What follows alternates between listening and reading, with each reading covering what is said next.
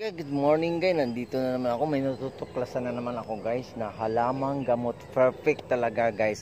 Good morning, shout out sa lahat po. Ito po, nandito po ako ngayon, may natutuklasan ako na epektibo talagang gamot na herbal. Ang tawag nito ay tawa-tawa. Perfect siya sa mga dengue, yung mga batang dinidinggi.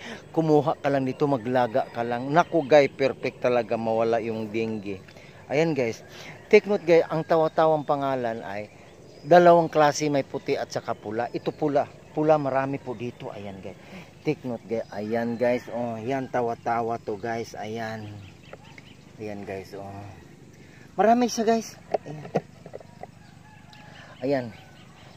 Hindi natin ano kasi may ano dito, may ayan guys, oh ayan, oh tawa-tawa yan guys. Ito tawa-tawa yan sa mga dengue yan guys. Gamot ng dengue yan guys. Ito napakadami guys. Ayan. Ayan guys, oh ayan, oh tawa-tawa yan guys, oh.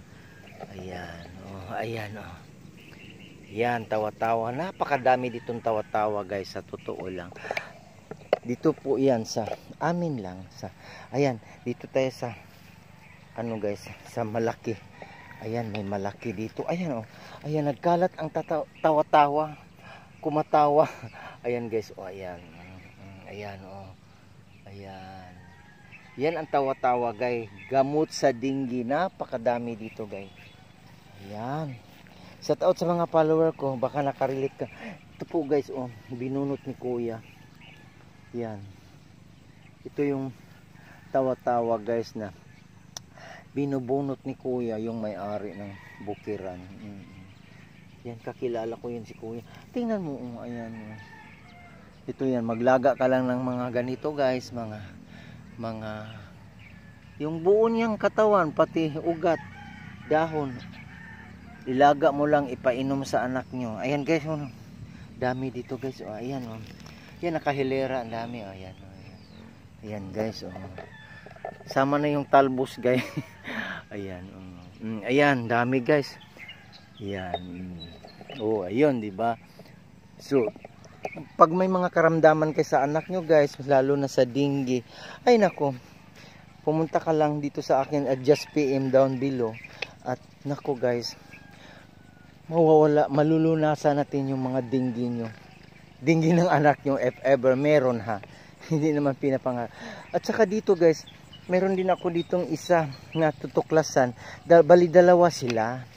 Itong natutuklasan ko guys ay ano, yung ano naman, kipi-kipi sa Bisaya.